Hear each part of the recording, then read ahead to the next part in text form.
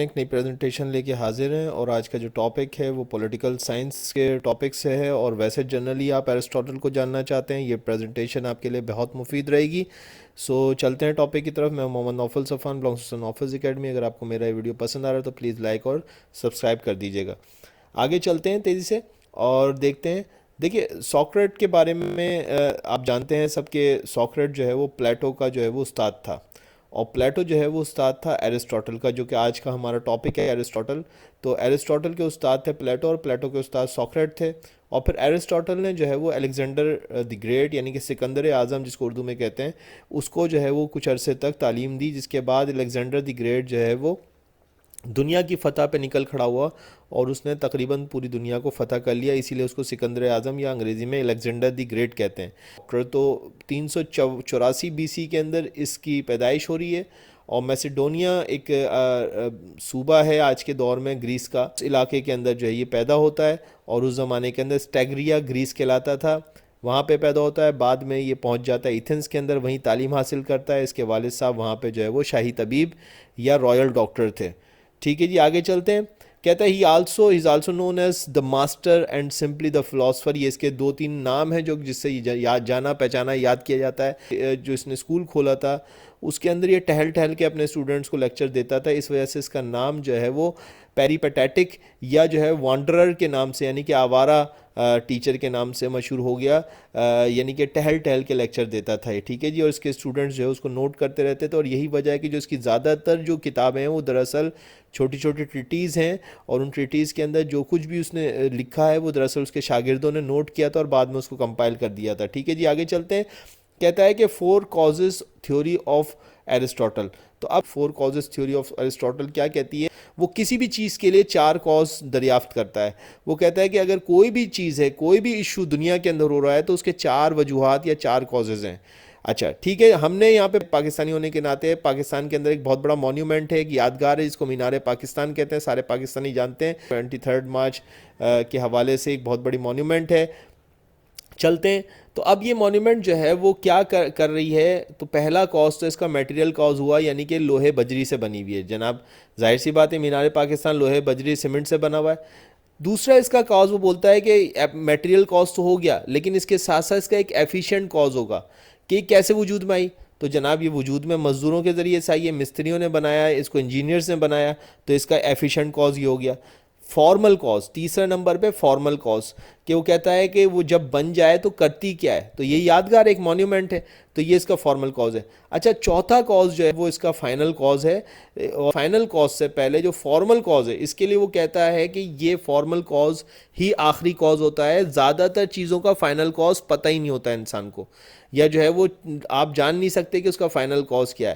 Final cause تو آپ ڈھونڈتے رہیے اور فائنل کاز پہ آپ کام کرتے رہیے، یہی اس تھیوری کا جو ہے وہ سب سے اہم نقطہ ہے۔ اب ایک اور چیز دیکھ لیتے ہیں کہ ایرسٹوٹل نے ایکسپلینیشن کی گورنمنٹ کی، تو وہ کہتا ہے کہ پولیٹیکل سائنس کے حوالے سے اس کی تھیوری جو ہے وہ ایرسٹوٹل کی ایکسپلینیشن آف گورنمنٹ، وہ کہتا ہے 6 طریقے کی گورنمنٹ اس نے ریکگنائز، اور اس کو ڈیوائڈ کر دیا 3 گروپس کے اندر۔ اس نے کہا کہ ایک گروپ ایسا ہے جس کے اندر رول بائی ون ہے، یعنی کہ ایک شخص رول کرتا ہے، وہ گورنمنٹ جو ہے رول بائی ون کہلاتی ہے۔ دوسری اس نے کہا کہ کچھ لوگ، چند لوگ مل کے جو ہے وہ رول کرتے ہیں، اس کو اس نے کہا رول بائی فیو، اور کچھ کو اس نے کہا رول بائی مینی، یعنی بہت سارے لوگ مل کے جو ہے وہ رول کرتے ہیں۔ تو اس نے 3 کلاسیفیکیشن اس نے بنائی۔ تو یہاں پہ جو پہلا رول بائی دا ون ہے، اس کے اندر آپ دیکھ سکتے ہیں کہ منارکی کو اس نے لیا ہے، اور منارکی کو اس نے کہا کہ it is a form of government in which a state is ruled by a single ruler, the ruler، اور یہ رولر کون ہوتا ہے؟ یہ ایک رولر ہوتا ہے، صرف ایک شخص ہوتا ہے، اور یہ بہت اچھا ہوتا ہے، یہ عوام کی فلاح کا خیال رکھتا ہے۔ اب اس کو کسی بھی معاملے کو اپنی انا کا مسئلہ نہیں بناتا ہے، جو اس کی پالیسیز ہوتی ہیں وہ ویلفیئر اسٹیٹ کی پالیسیز ہوتی ہیں، سٹیزنز اس کی اس سے محبت کرتے ہیں، اور لا اینڈ آرڈر کا وہ خیال رکھتا ہے۔ اسی کی جو پرورس فارم ہے، یعنی کہ اگر آپ یہ سمجھ لیں کہ ایک شخص ہے جو کہ 20-25 سال کا ہے، تو آپ دیکھیں گے کتنا خوبصورت ہوتا ہے۔ اگر آپ اسی کی 80 یا 90 سال کی حالت دیکھیں گے تو وہ بہت بوڑھا، بال جھڑ گئے، سفید ہو گئے، دانت ٹوٹ گئے، جھریاں پڑ گئیں، تو یہ پرورس فارم ہو گئی اس شخص کی۔ تو اسی طرح سے جو منارکی کی پرورس فارم ہے، بری فارم ہے، وہ ٹائرنی ہے۔ تو وہ کہتا ہے ٹائرنی جو ہے وہ منارکی اگر پرورس ہو جائے گی، بگڑ جائے گی، ڈیٹیریویٹڈ ہو جائے گی تو وہ ٹائرنی بن جائے گی. اور کیوں ٹائرنی بن جائے گی؟ کیونکہ اس میں بھی ایک ہی شخص حکومت کر رہا ہے لیکن وہ ڈکٹیٹر ہے. وہ ہر چیز کو اپنی انا کا مسئلہ بناتا ہے. وہ اپنی پسند کا خیال رکھتا ہے لیکن لوگوں کی پسند کا خیال نہیں رکھتا. لوگ بھی اس سے تنگ ہیں. ٹھیک ہے جی. رول بائی فیو سیکنڈ اس نے کلاسیفیکیشن کی کہ رول بائی فیو. اور رول بائی فیو کو اس نے کہا ایرسٹوکریسی, یعنی کہ یہ اس کی پازیٹیو فارم ہے. گورنمنٹ ان وچ only a handful people who are considered to be the most wise skilful just among all. جو تمام جو ریاست کے اندر سب سے اچھے لوگ ہیں, نیک ہیں, سمجھدار ہیں, اسکلفل ہیں, ان کی مل کے ایک گورنمنٹ بنا دی گئی. ایرسٹوکریسی کہلا دی اس کو. اور اسی کی پرورس فارم جو ہے وہ اولیگارچی ہو گئی. یہاں پہ بھی چند لوگوں نے مل کے جو ہے وہ حکومت بنا رکھی ہے, لیکن یہ ٹائرنی کا گروپ ہے. یعنی کہ یہ وہ چند لوگ ہیں جنہوں نے اقتدار پہ قبضہ کر لیا, ان کو لوگوں نے پسند نہیں کیا ہے, اور یہ عوام کی فلاح کے لیے اولیگارچی کام نہیں کر رہی ہے. یہ پرورس فارم ہے کس کی؟ ایرسٹوکریسی کی. ٹھیک ہے جی, نیکسٹ لے لیتے ہیں. کہتا ہے رول بائی مینی. یہ سنیے گا ذرا. اب دیکھیے رول بائی مینی کے اندر کہتا ہے کہ سارے کے سارے لوگ مل کے, یہ کچھ لوگ نہیں ہیں, سارے کے سارے لوگ مل کے جو ہے وہ ایک کانسٹیٹیوشنل گورنمنٹ بناتے ہیں, جس کو آپ پولائٹی کہہ سکتے ہیں. اور اس پولائٹی کے اندر جو ہے وہ ایک چیز جو اس کی ہے وہ یہ ہے کہ it can only work in small cities. یعنی کہ جب آپ اس کو آپ یوں لے لیجئے کہ وہ کہتا ہے کہ ڈیموکریسی ہونی چاہیے, سب کی مل کے حکومت ہونی چاہیے, لیکن وہ پولائٹی کی صورت میں ہونی چاہیے, ڈیموکریسی کی صورت میں نہیں ہونی چاہیے, کیونکہ ڈیموکریسی بری فارم ہے, پرورس فارم ہے کانسٹیٹیوشنل گورنمنٹ کی. یعنی کہ کانسٹیٹیوشنل گورنمنٹ اگر خراب ہو جائے, بگڑ جائے تو ڈیموکریسی بن جاتی ہے. دوسرے لفظوں میں ایرسٹوٹل کے نزدیک ڈیموکریسی ایک بری چیز ہے. ٹھیک ہے جی. اب کیسے سن لیجئے, ڈیموکریسی کی اچھی فارم کو اس نے پولائٹی کہا ہے, اس نے ڈیموکریسی کی اچھی فارم کو کانسٹیٹیوشنل گورنمنٹ کہا ہے.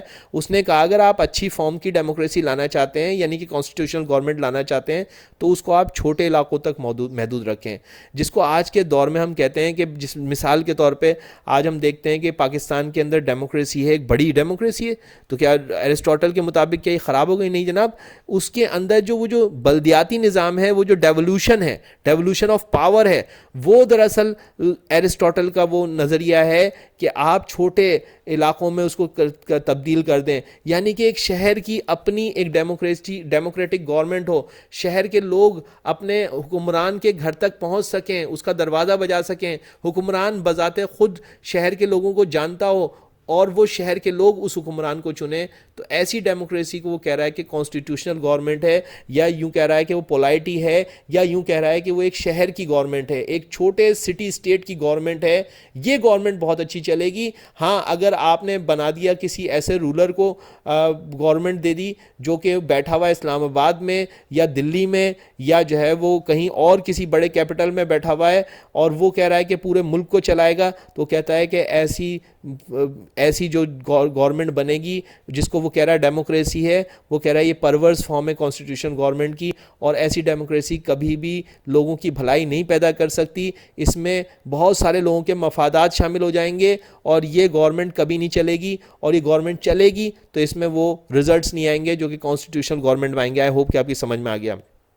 آخری چیز کہتا ہے تھیوری آف گولڈن مین. اس ایرسٹوٹل اپنے گولڈن مین کو بتاتے ہیں اپنی کتاب نکومیکن ایتھکس. نکومیکن ایتھکس دراصل اس کے بیٹے نے اس کے لیکچرز کو کمپائل کرا, سن کے کمپائل کیا اور اس کو کتابی شکل دے دی. اس کا نام رکھا نکومیکن ایتھکس, اور نکومیکن اس کے بیٹے کا نام. کسی بھی شخص کو خوشی چاہیے, ایک اچھی زندگی چاہیے, تو اس کو یوڈومونیا چاہیے. اب یہ یوڈومونیا کیا ہے؟ آپ کی زندگی ورچوس ہوگی تو آپ کے پاس یوڈومونیا آ جائے گا, یعنی کہ آپ کے پاس خوشی آ جائے گی, آپ خوش رہیں گے, آپ سیٹسفائی رہیں گے.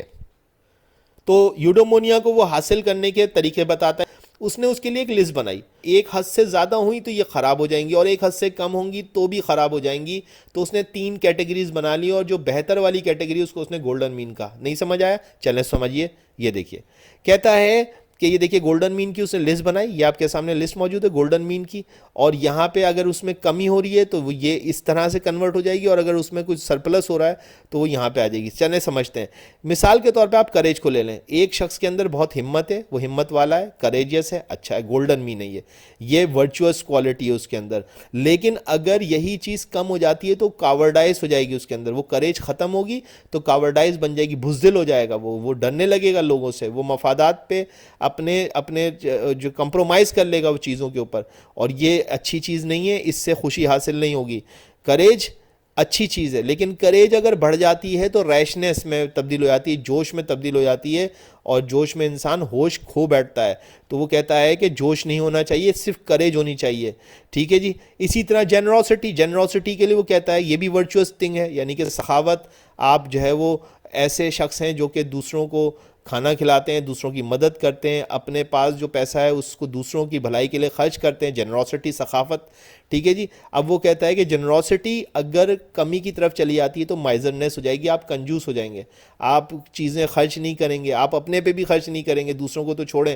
یہ جو ہے وہ شارٹیج ہو گئی. اسی طریقے سے اگر آپ جنرosity کو تھوڑا سا ذرا سا آپ ایکسٹرا ہوں گے تو آپ ایکسٹرا ویجنٹ ہو جائیں گے، ایکسٹرا ویجنسی کی طرف چلے آئیں گے. تو یہ بھی غلط ہے، یعنی کہ فضول خرچ ہو جائیں گے. ہر چیز میں آپ خرچ کر رہے ہیں. ایک گاڑی آپ کے پاس ہونی چاہیے، آپ نے چار چار گاڑیاں رکھی ہوئی ہیں، خواہ مخواہ میں پیسہ خرچ ہو رہا ہے.